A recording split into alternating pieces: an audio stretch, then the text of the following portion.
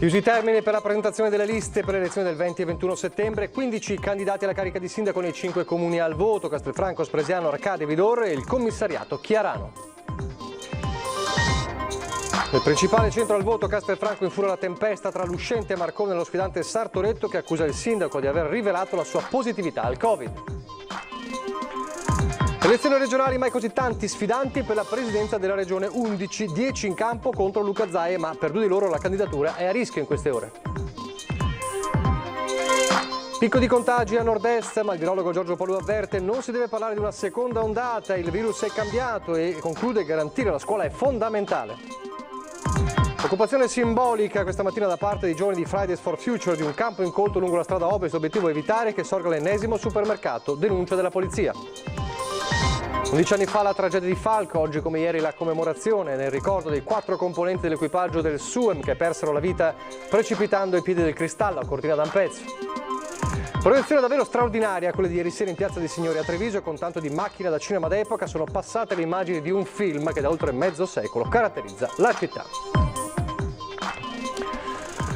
Telespettatori di Antenna 3, il telegiornale di Treviso è subito in primo piano. Come ogni sera diamo un'occhiata al bilancio della giornata dei contagi del coronavirus, avvalendoci del bollettino regionale. Questo che vediamo è il bollettino del pomeriggio, che parla di 69 casi di positività nuovi in Veneto. Come vedete Treviso con il maggior numero di casi, 28, seguita da Vicenza con 14. Se sommiamo questi casi a quelli del report mattiniero siamo a 127 nuovi casi in Veneto, e Treviso si conferma la prima provincia con 49 casi totali. Nello specifico le nuove positività riguardano il numero di 42, quindi il maggior numero, il numero più ampio, come sappiamo nel focolaio dell'azienda di Vazzola, la Trevalli, e 7 invece casi di importazione da turisti di rientro, per un totale, come dicevamo, di 49. E ancora una volta, quindi come accade in questi giorni un po' da tempo, la Marca trevigiana è la provincia che registra il maggior numero quotidiano di contagi. Parleremo fra poco di contagi con le parole del virologo Giorgio Palù, che era in diretta con noi questa mattina con Christian Arboit. Prima però apriamo la pagina della politica, elezioni amministrative del 20-21 settembre, che saranno evidentemente comunque influenzate anche dal coronavirus. Partiamo dalle elezioni comunali. Sono 15 candidati sindaco, 21 liste nella Marca, sono 5 i comuni che rinnoveranno sindaco e consiglio comunale. Oggi alle 12 la chiusura ufficiale delle liste. A Castelfranco ovviamente è il comune più importante, già dove ci sono veleni molto forti tra 2 candidati, Marcone e Sartoretto, lo vedremo fra poco. Prima però il quadro generale della situazione nel primo servizio. 5 comuni al voto nella Marca il 20 e 21 settembre per l'elezione del sindaco, principale centro in cui si vota, unico oltre i 15.000 abitanti, quindi a rischio ballottaggio, Castelfranco Veneto, dove l'uscente Stefano Marcon, candidato delle liste Marcon Sindaco, Lega, Forza Italia e Fratelli d'Italia, si ritroverà di fronte 4 sfidanti. Un'ex prima cittadina, Maria Gomierato, sostenuta da 2 liste, Maria Gomierato Sindaco, Noi la Civica e Lista Civica Azzalin, Castelfranco Rinasce. Sebastiano Sartoretto, supportato da 3 liste, lista Sartoretto Castelfranco Merita, Democratici per Castelfranco e Castelfranco Civica. In corsa per il Movimento 5 Stelle Cristian Bernardi, mentre la lista Punto d'incontro candida il più giovane, lo studente 22enne Lorenzo Zurlo. 3 candidati a Spresiano, il sindaco uscente Marco Della Pietra, sostenuto dalla lista Siamo Spresiano, Tiziano Pagotto, candidato di Tiziano Pagotto Sindaco, che riunisce anche Lega e Forza Italia, e Alessandro Lorenzi, candidato di Obiettivo Comune. Ad Arcade sfida a 2 tra Fabio Gazzabin, candidato di Lega e Vivere Arcade, e l'ex sindaco Mario Pavan, supportato dalla lista Mario Pavan Sindaco. A Vidor scontro tra 2 esponenti della compagine uscente, Mario Bailo, già vice sindaco per Insieme per Vidor, e Nicola Zandò, candidato di Comune in Rete, assessore nella medesima squadra. Infine Chiarano, che torna al voto dopo il lungo commissariamento seguito al nulla di fatto delle scorse elezioni. Qui in corsa Stefano De Pieri, già assessore, candidato per la Lega, Marco Vescovi, candidato della Civica, Marco Vescovi Sindaco, e Lara Carbonere, in campo per la Civica, Lara Sindaco. Allora, dicevamo anche nei titoli, il clima a Castelfranco è già tesissimo dopo che il sindaco uscente Stefano Marcona ha rivelato la positività al virus del suo sfidante di centrosinistra Sebastiano Sartoretto, che parla di violazione della privacy e intende sporgere denuncia. Sentiamo. È del tutto strumentale, offensiva e falsa la dichiarazione del sindaco che avrei incontrato elettorato. Probabilmente il Giorgione, il castellano più illustre della storia dell'arte, nel dipingere la sua celeberrima Tempesta aveva previsto quanto successo in queste ore nella sua natia Castelfranco, dove tempestoso a dir poco è l'inizio della campagna elettorale. La scintilla parte da alcune dichiarazioni del sindaco uscente ricandidato Stefano Marcona, leghista doc, che tramite stampa non solo ha confermato la positività al virus dello sfidante del centrosinistra, ma ha fatto intendere come lo stesso abbia continuato a frequentare la città per scopi elettorali. Apriti cielo, Sartoretto non ci sta e racconta di essere stato sottoposto a tampone tra martedì e mercoledì dopo aver portato la madre in ospedale e averle fatto assistenza notturna. Alle 8 di sera di mercoledì 19 sono stato raggiunto da una telefonata di un medico del reparto di medicina, il quale mi ha detto: guardi che il referto del suo tampone è positivo. Giovedì Sartoretto non ha nuove indicazioni, riferisce di essere rimasto in casa e di essersi mosso soltanto venerdì mattina per andare in un centro privato al fine di sottoporsi a ulteriori indagini. Dove sono andato con la mia macchina da solo, con tutte le precauzioni dovute, ho fatto il tampone, me ne sono tornato a casa e sono rimasto a casa mia. Alle 13.35 di venerdì l'invito da parte dell'ULSS di rimanere in casa. Nel frattempo sono risultati negativi i tamponi sui suoi collaboratori e nel pieno della tempesta Marcona diffonde una nota, sottolinea di non aver diffuso il nome ma di aver semplicemente confermato la notizia alla stampa, ma quella di Marcona non è una retromarcia. Per il primo cittadino doveva essere Sartoretto a rendere pubblica la sua condizione a salvaguardia dei cittadini. La tempesta non finisce qui e potrebbe arrivare in tribunale. Allora vedremo, chiaramente come diceva Cristina Boiti nel servizio, la tempesta non finisce qui, vedremo quali saranno le evoluzioni all'interno di una campagna elettorale già importante, insomma, e intensa come quella di Castelfranco. E poi c'è la campagna elettorale per le regionali, anche per le regionali. Scaduti oggi i termini per presentazione di liste e candidati, sono 19 le liste e ben 11 i candidati, gli sfidanti. Non era mai successo prima, 10 sfidanti contro Luca Zaia, ma per due di loro è già a rischio la candidatura. Sentiamo. La caratteristica di questa campagna elettorale è pochi temi, tanto sulle persone. 11 candidati a governatore del Veneto, 2 dei quali a rischio esclusione. Nel giorno di chiusura dei termini per la presentazione di liste e candidature in Veneto contro il governatore uscente Luca Zaia, sostenuto da Lega, Lista Zaia Presidente, Fratelli d'Italia, Forza Italia Autonomia e Lista Veneta Autonomia, scendono in campo 10 sfidanti. Arturo Lorenzoni, candidato del Partito Democratico, Il Veneto che vogliamo, Europa Verde, Sanca Autonoma e Più Veneto in Europa Volt. Quindi Enrico Cappelletti del Movimento 5 Stelle, Daniela Sbrollini di Italia Viva, PSI, PRI, Civica Veneto, Antonio Guadagnini del Partito dei Veneti, Paolo Benvenu di Solidarietà Ambiente Lavoro, Rifondazione PC, Patrizia Bartelle di Veneto Ecologia e Solidarietà, Simonetta Rubinato di Veneto, Rubinato per le Autonomie, Paolo Girotto di Movimento 3V Libertà di Scelta, Ivano Spano di Indipendenza Noi Veneto e Loris Palmerini per Venexi e per l'autogoverno. Ma la mia impressione è che non ne abbiamo mai avuti così tanti. Da un lato mostra, come dire, che la competizione politica rimane sempre uno sport interessante. Dall'altro lato, questo è tipico e una specificità veneta, e cioè l'autonomismo. Cioè, tutte queste candidature sono in larga parte candidature autonomistiche. Ecco, questo non si osserva in nessun'altra parte d'Italia e fa del Veneto una regione a parte. Sono proprio Spano e Palmerini a rischiare l'esclusione per la mancanza dell'esenzione regionale dalle firme. Quest'ultimo ha presentato una memoria giuridica che, facendo riferimento alla legge nazionale del 2004, sostiene la legittimità dell'esenzione, mentre Indipendenza Noi Veneto è decisa a dare battaglia a Guadagnini.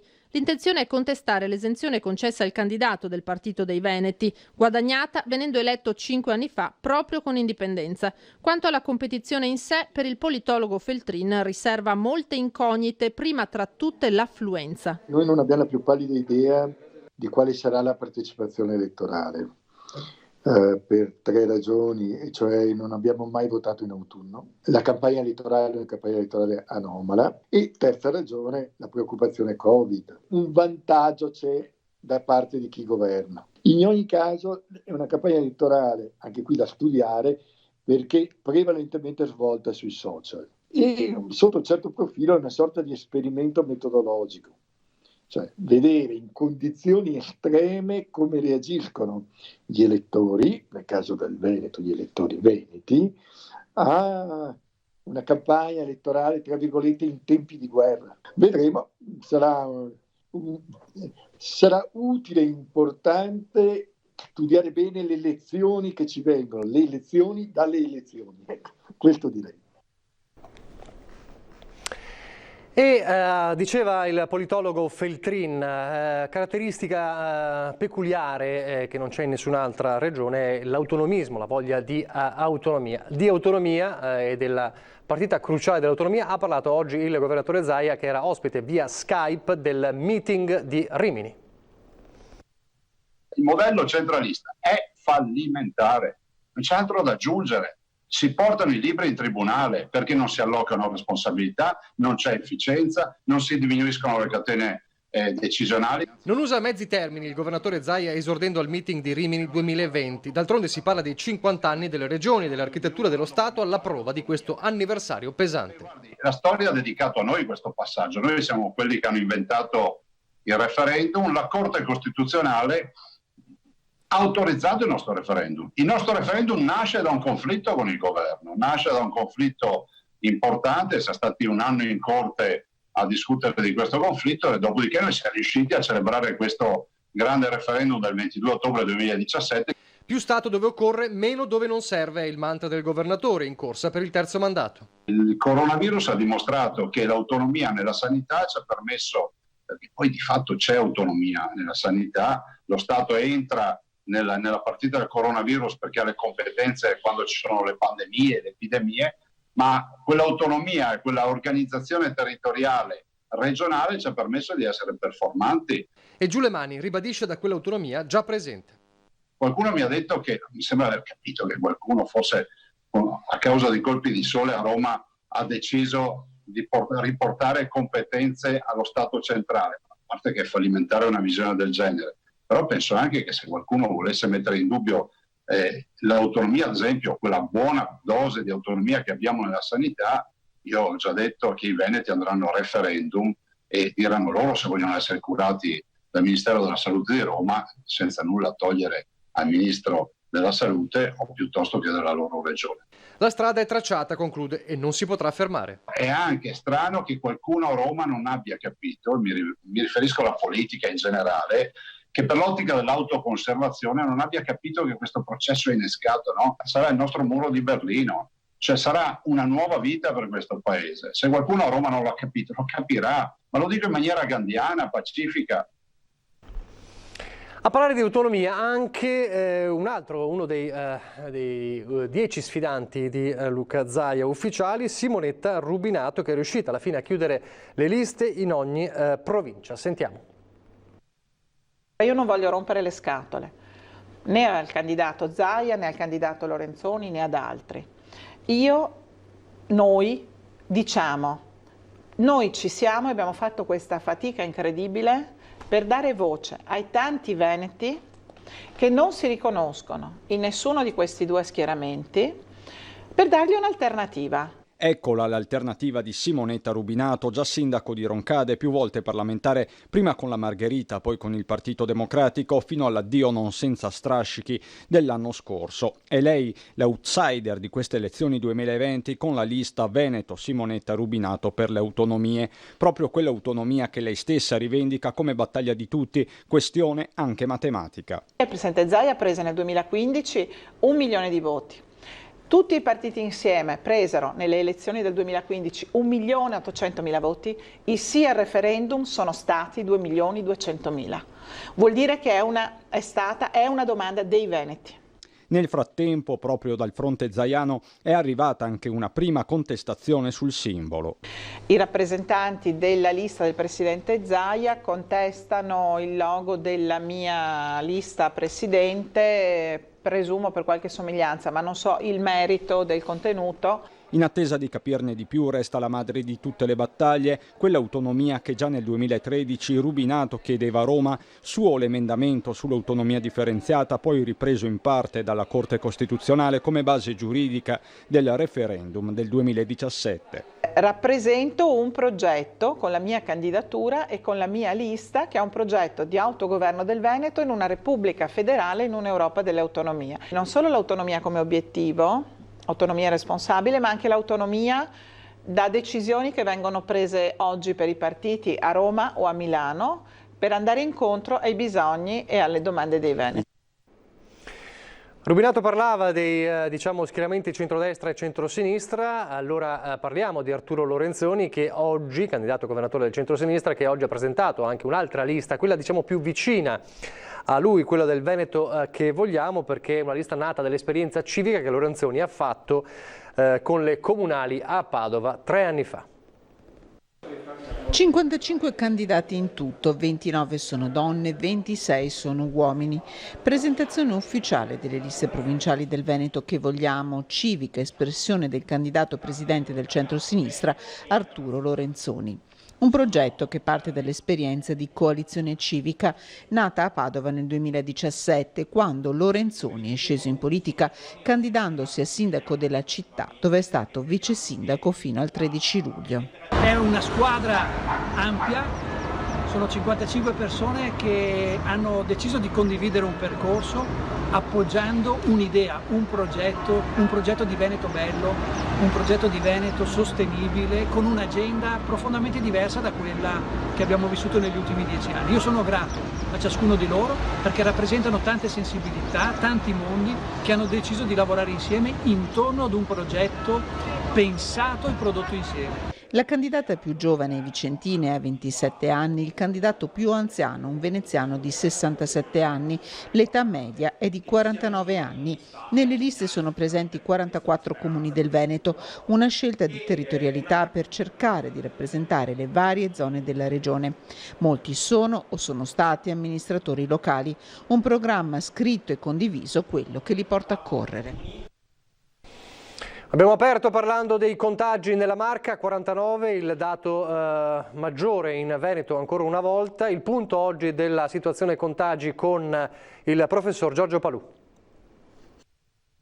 Non c'è una seconda ondata, c'è un'ondata che continua in tutto l'orbe terracqueo e quindi queste manifestazioni dovremo abituarci, dovremo convivere con questo virus, ricordando che non è né Ebola, né Marburg, né chikungunya, né altri virus che hanno conseguenze maggiori o hanno letalità maggiore. Di fronte all'aumento aritmetico dei contagi a nord-est, Giorgio Palù, uno dei massimi esperti di virologia in Europa, chiede di dare ai numeri la giusta dimensione e di non parlare ora come ora di una seconda ondata. L'istantanea di oggi non può essere sovrapposta al quadro della scorsa primavera. Ben diversa la situazione da quella che si presentava a febbraio, marzo, aprile, maggio. Infezione non vuol dire malattia.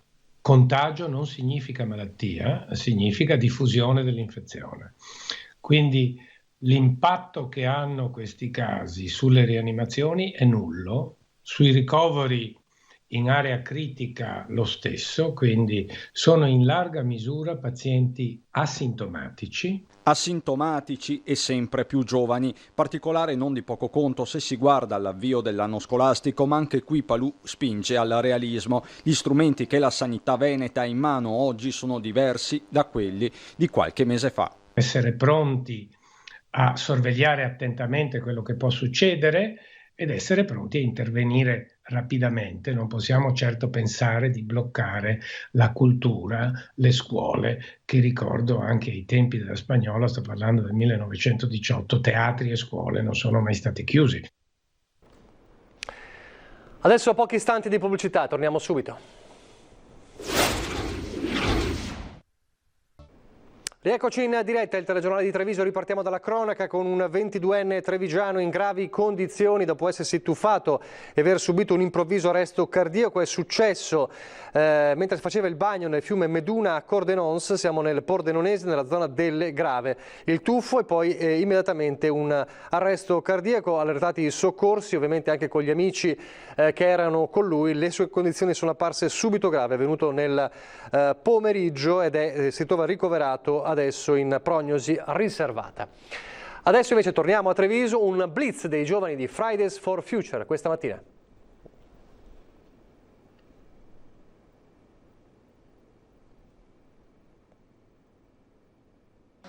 Sono tutti troppo giovani per ricordarsi del ragazzo della via Gluck, eppure guardandoli mentre tagliavano l'erba dopo aver occupato uno degli ultimi fazzoletti verdi lungo strada ovest, era inevitabile l'analogia tra la canzone di Celentano e le loro azioni, con quel testo già più di mezzo secolo fa polemico con le costruzioni e le colate di cemento. Una ventina i ragazzi di Fridays for Future Treviso, movimento nato sulle orme di Greta Thunberg, che questa mattina, oltre a prendersi una denuncia da parte della polizia, hanno lavorato a lungo sotto un sole cocente, rigorosamente con le mascherine, pur di manifestare contro l'ennesima costruzione di un nuovo supermercato.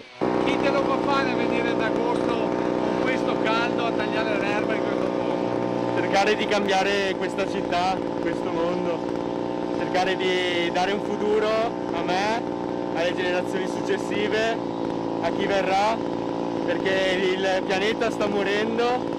E se dobbiamo svegliarci adesso, sarà troppo tardi. Io per la mia città voglio che la mia città sia un luogo dove ci siano più parchi pubblici che supermercati sicuramente, che ci siano più zone verdi. Un'azione che non si limita all'occupazione degli spazi. Verrà nominato parco pubblico, quindi ogni cittadino avrà il diritto di venire qui a passare i pomeriggi e sarà intitolato alle donne Mapuche che lottano contro la distruzione del loro territorio, soprattutto da parte di Benetton, che appunto abbiamo qui a Treviso. Poi faremo un'assemblea pubblica, quindi comunque cercheremo di rendere la cittadinanza partecipe delle nostre iniziative e di quello che faremo. Poi appunto ci sarà la cena e si dormirà qui e domani mattina ce ne andremo. Area che comunque i giovani manterranno aperta ai cittadini anche per le prossime settimane, con la volontà di coinvolgere sindaco e amministrazione comunale perché qui non arrivi il cemento. Noi chiediamo al sindaco che a ottobre, quando ci sarà la revisione dei piani di lottizzazione del territorio, quest'area venga tolta dal commerciale. E se pure il sindaco non ha modo di farlo, noi comunque saremo presenti qua in queste zone con i nostri corpi in prima persona, perché lo vediamo benissimo, qua è un parco, non c'è cemento. Dalla strada ovest al salotto di Treviso con una serata davvero emozionante ieri sera.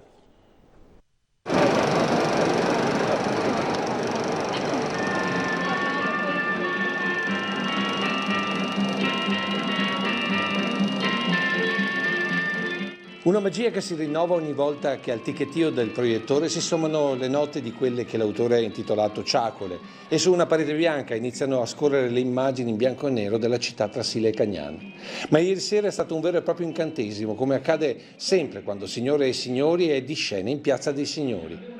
E non c'è stato contagio che abbia fermato i tanti affezionati a questa rappresentazione dei trevigiani che non cambia nonostante i decenni. Dal commendator Scudaler, oggi diventato la multinazionale Electrolux, a Bisigato, ragioniere della cassa di risparmio della marca trevigiana oggi Unicredit, passando per Tony Gasparini, inguaribile corteggiatore delle mogli altrui, per il quale c'è solo l'imbarazzo della scelta, volendo citare gli attuali eredi del personaggio. Ma il vero spettacolo ieri sera sono stati gli spettatori, dentro e fuori le transenne. Dentro rigorosamente in 100 con mascherina, fuori numero imprecisato tra seduti, gli in piedi, di passaggio, tutti immancabilmente rapiti, magari anche solo per qualche minuto da questo specchio della città.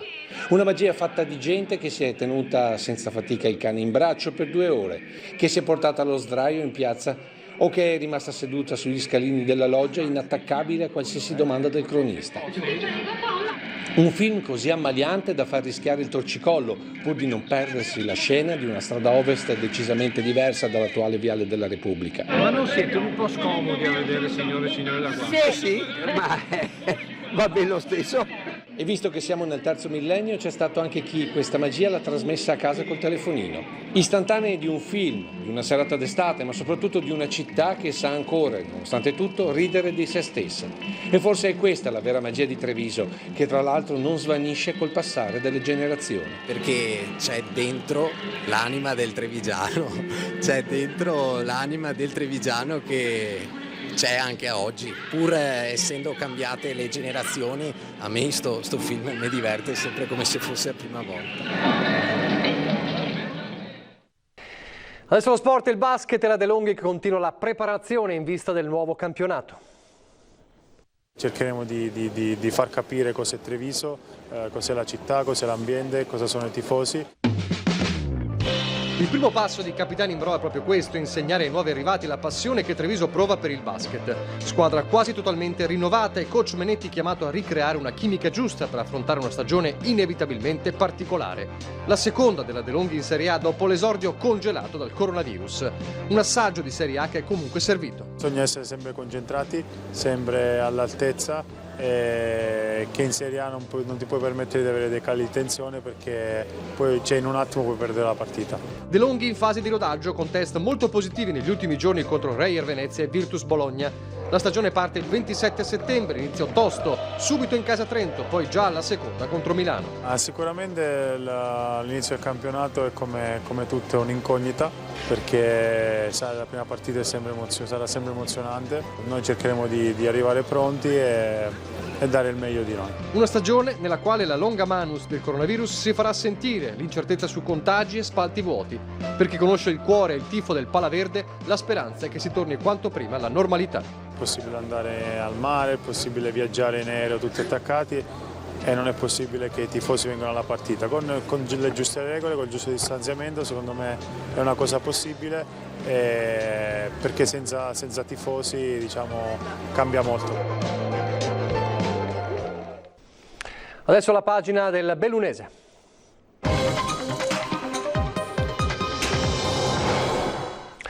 Ed una giornata che inevitabilmente a 11 anni dalla tragedia di Falco ha riportato ovviamente il ricordo, la commozione dei 4 componenti dell'equipaggio del Suem che persero la vita in quel drammatico giorno.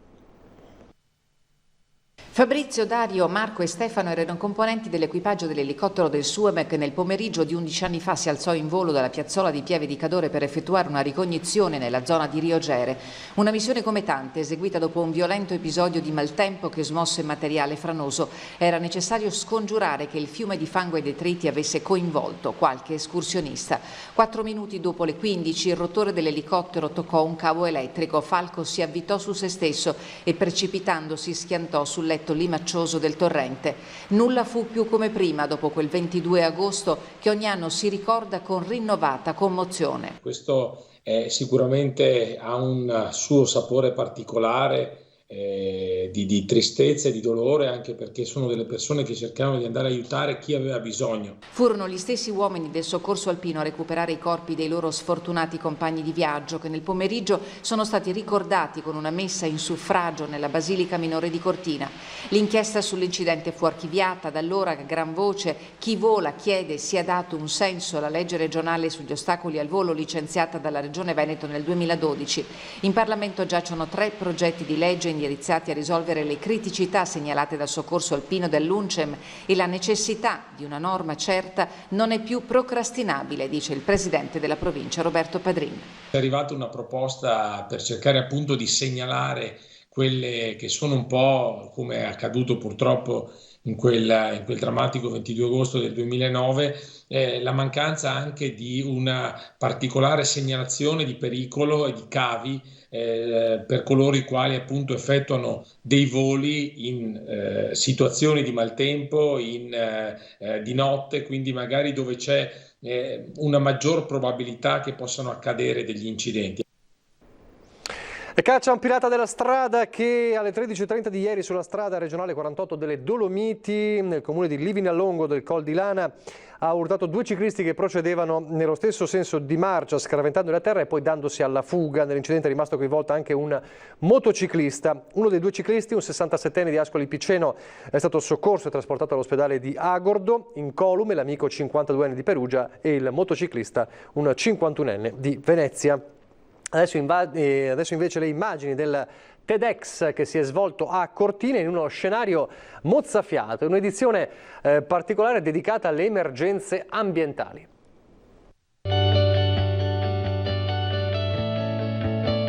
È stato interamente riorganizzato e adattato alle esigenze dettate dalla normativa Covid. Il TEDx numero 4, che per Cortina quest'anno è stato davvero una sfida.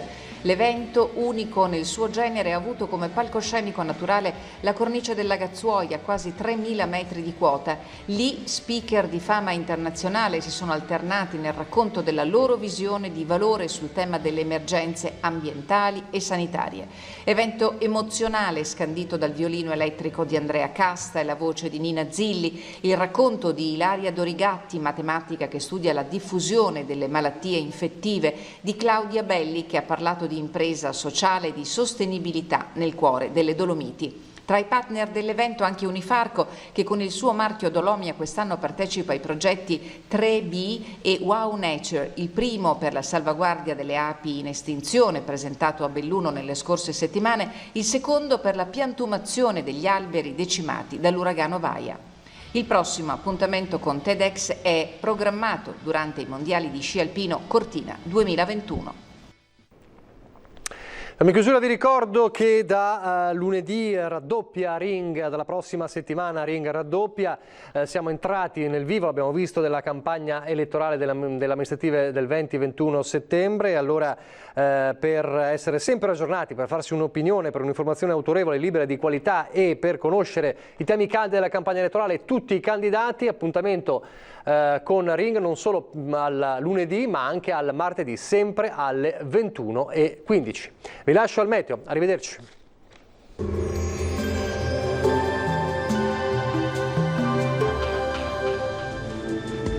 Bentrovati al meteo. Un'intensa perturbazione atlantica metterà fine all'ondata di caldo africano a suon di forti temporali.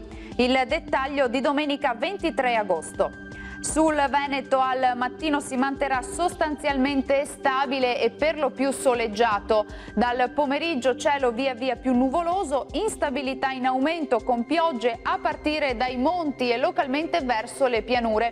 Come sempre accade quando i contrasti termici sono molto elevati, i fenomeni potranno essere anche violenti e accompagnati da grandine. Temperature minime tra 17 e 22 gradi, valori massimi invece tra 28 e 32 all'incirca. Ci spostiamo ora sul Friuli Venezia Giulia, inizialmente più sole, poi più nubi, rovesci sulle Alpi, a seguire anche sul resto della nostra regione. Temperature minime fino a 21 gradi, massime sui 28-32 gradi. Infine poche novità sul Trentino Alto Adige, con precipitazioni anche abbondanti e forti, specie a partire dal pomeriggio. Temperature minime sui 15-16 gradi, massime invece fino a 26 gradi. Dal meteo di Antenna 3 per ora è tutto, grazie per l'attenzione e arrivederci al prossimo aggiornamento.